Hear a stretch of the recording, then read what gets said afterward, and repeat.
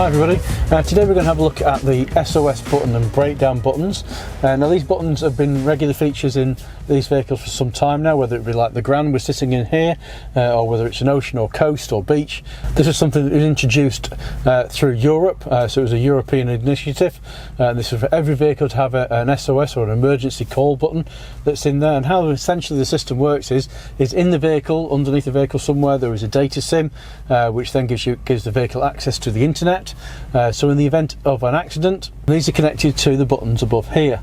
I'll show you what it looks like on a coast and an ocean, but on the Grand, so we've got an SOS button, which is in red, a breakdown button, and an information button. And all those three buttons basically connected through from that data and telephone lines and go through to different areas of a business. So if we start off with the important one, which is the SOS button, so SOS, so it's an emergency button, emergency call button. It can be activated in two ways. So it can be activated by you actually press the button, and that will then phone through to the European emergency number, which is the 112 number, and it'll obviously go through to that to get you help. So that's in the case of an accident in the vehicle. And now the other way is it can actually automatically call. So if the vehicle realises it's been involved in an accident, so for example an airbag has been deployed on the vehicle, then it knows there's some form of accident happened, or a seatbelt tensioner, for example, has gone off, those are the type of things that are going, it will actually automatically call the number and put you through to somebody, which I think is really, really good and really useful, because if you weren't able to actually press the button, for example, but it was still working, obviously that call would go through and you'd be able to talk to somebody, and you might not be able to get access from on there, for example, if you were injured. So that call will go straight through for them, and obviously then that can get involved in the emergency services. But it's not just the voice call as well which is getting that information to. Things like your location is transmitted via the data link that's in the vehicle, so it will tell you, it obviously uses GPS for that information, so it's going to tell the emergency services where you are.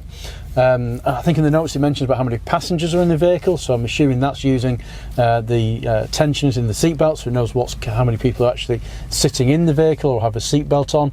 So you can give emergency services a lot more information than you would normally do, and obviously to get a response from there as well. Now that's been a legal requirement in all new vehicles for some time, so as I said, it's in our panel vans as well as in these lifestyle vehicles that we have as well.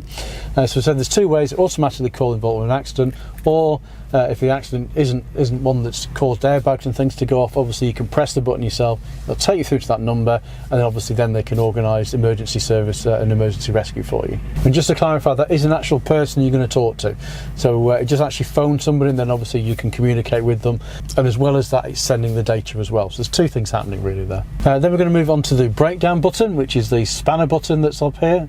Again, to activate that you just press that button.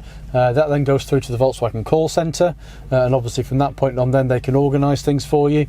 So for example, if the vehicle's under 3 years old, with us you'd have Volkswagen roadside assistance with it, so they can obviously organise things like that for you. There's a whole range of things which they can help you with.